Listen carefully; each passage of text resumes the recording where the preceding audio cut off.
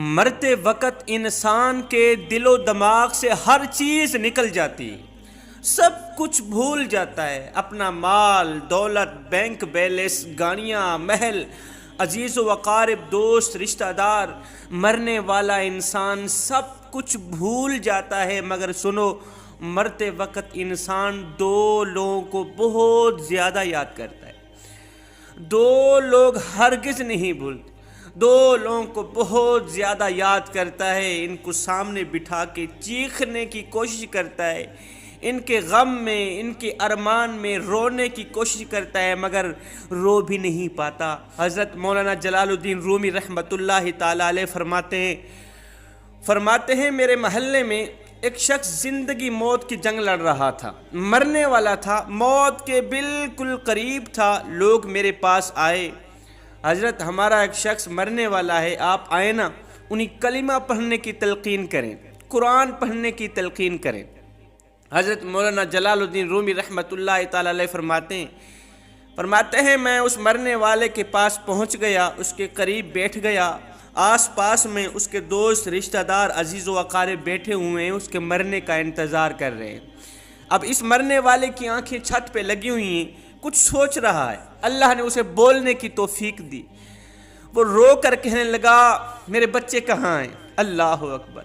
اس کو نہ کمایا گیا مال یاد آیا، نہ دولت یاد آئی، نہ گاڑی، نہ بنگلہ، نہ بینک بیلنس، نہ عزیز و اقارب، دوست، رشتہ دار، یہاں تک کہ نہ تو اسے ماں یاد آئی، نہ تو اسے باپ یاد آیا، نہ بہن، نہ بھائی۔ کہتا ہے میرے بچے کہاں ہیں؟ بچے دوڑ کر آئے، جی ابا حضور، ساتھ میں بیٹھ گئے۔ پھر کہتا ہے میری بیوی کہاں؟ بیوی دوڑ کر آئی، بیٹھ گئی۔ اب کہتا ہے تمہیں دیکھ کے میرا دل رو رہا ہے، میری آنکھیں رو رہی ہیں، سوچ رہا ہوں کہ میرے مر جانے کے بعد میرے بچوں کا کیا بنے گا۔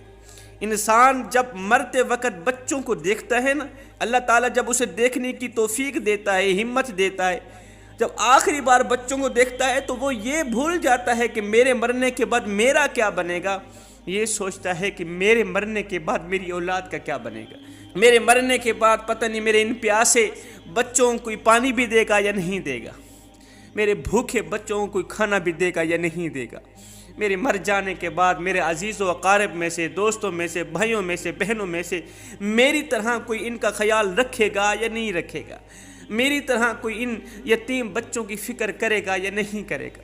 اس کی آنکھیں رو رہی ہیں، چھم چھم برس رہی ہیں۔ بیوی کو نصیحت کرنے لگا میں تو دنیا چھوڑ کے جا رہا ہوں، مجھ پہ ایک احسان کیجیے گا خدا را، میرے ان بچوں کو قرآن مجید کی تعلیم دیجیے۔ ان کے منہ سے نکلا اللہ کا نام میری قبر کو روشن کر دے گا، ان کے منہ سے نکلا قرآن میری قبر کو نور کر دے گا، میری قبر کو روشن کر دے۔ میرے بچوں کے منہ سے نکلی گئی یاسین والقرآن الحکیم انک لمن المرسلین علی صراط مستقیم۔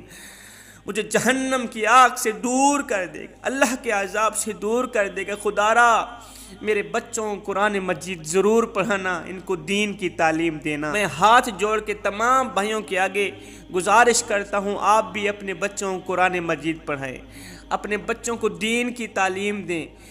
تم نے وہ واقعہ نہیں سنا حضرت سیدنا موسیٰ علیہ السلام کا ایک قبرستان سے گزر ہوا، آپ نے دیکھا قبرستان کی ایک قبر کے اندر مردے کو دردناک عذاب دیا جا رہا ہے، مردہ عذاب میں مبتلا ہے، اس کی قبر جہنم کے گڑھوں میں سے گڑھا بنی ہوئی، مردہ عذاب میں مبتلا ہے، چیخو پکار کر رہا ہے۔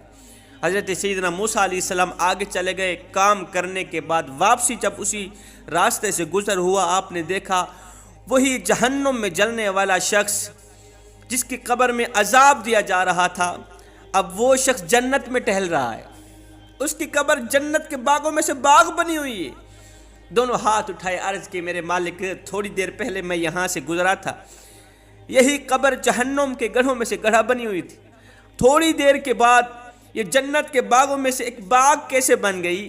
میرے اللہ نے فرمایا موسیٰ یہ شخص جب مرا تھا نا، مرنے سے پہلے اپنی بیوی کو حاملہ چھوڑ کے مرا تھا، بیوی کا ایک بیٹا پیدا ہوا، بچہ پیدا ہوا، بچہ آج چھوٹا کل بڑا، تھوڑا سا بڑا ہوا تو اس کی بیوی نے بچے کو مسجد میں بھیجا، مکتب میں بھیجا، معلم صاحب نے اس کے بچے کو بسم اللہ الرحمن الرحیم پڑھائی، اللہ اکبر۔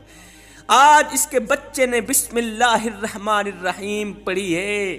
موسیٰ مجھے حیا آتی ہے کہ بچہ میرا نام لے، مجھے حیا آتی ہے اس کا بچہ میرا نام لے، اور میں اپنا نام لینے والے بچے کے باپ کو جہنم میں ڈالوں، یہ میری رحمت گوارا ہی نہیں کرتی۔ اس لیے کہتا ہوں اپنے بچوں کو قرآن مجید کی تعلیم دے۔ اگر تم چاہتے ہو کہ تمہاری قبریں روشن ہوں، عذاب تمہارے قریب بالکل نہ آئے، تو اپنے بچوں کو قرآن مجید کی تعلیم دینا۔ حضرت مولانا جلال الدین رومی رحمۃ اللہ تعالی علیہ فرماتے ہیں، وہ توبہ کرتا کرتا یہ کہتا کہ میرے بچوں کو قرآن کی تعلیم دینا، انہیں اچھا بنانا، ایک دم اس کی زبان لڑکھڑانے لگی، ایک دم اس کے ہونٹ کانپنے لگی، اس کا بدن کانپنے لگا، موت کا فرشتہ آ گیا روح نکالنے کے لیے۔ ہائے، فرماتے ہیں جب انسان کی روح نکلتی ہے تو اس کا منہ کھل جاتا ہے۔ جب انسان کی روح نکلتی ہے نا تو انسان کا منہ کھل جاتا ہے، دونوں ہونٹ ایک دوسرے سے جدا ہو جاتی۔ انسان کی روح انسان کے پیروں سے نکلتی ہوئی اوپر کی طرف آتی ہے، جب دل اور پھیپھڑوں تک پہنچتی ہے تو یہ وہ لمحہ ہوتا ہے، یہ وہ وقت ہوتا ہے کہ جب انسان زندگی میں پہلی بار، دنیا میں پہلی بار فرشتے اور شیطان کو دیکھتا ہے۔ یہ وہ وقت ہوتا ہے جب روح دل اور پھیپھڑوں تک پہنچتی ہے نا، یہ وہ مرحلہ ہوتا ہے جب انسان شیطانوں اور فرشتوں کو دیکھ رہا ہوتا ہے۔ ایک طرف شیطان اس کے کان میں مشورے دیتا ہے، دوسری طرف اس کی زبان سے اس کے عمل کے مطابق الفاظ نکلنے لگتے ہیں۔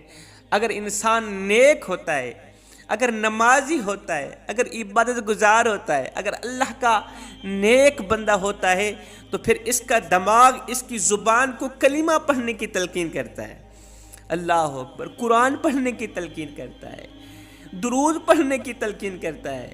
اگر انسان نیک ہوتا ہے تو، اگر انسان نیک نہیں ہوتا تو پھر اس کا جو دماغ ہوتا ہے وہ عجیب سی ہیبت کا شکار ہو جاتا ہے، اور انسان شیطان کے مشورے کو قبول کر بیٹھتا ہے۔ جب انسان شیطان کے مشورے کو قبول کر بیٹھتا ہے، پھر کوشش کرتا ہے کلمہ پڑھنے کے، لیکن نہیں پڑھ پاتا۔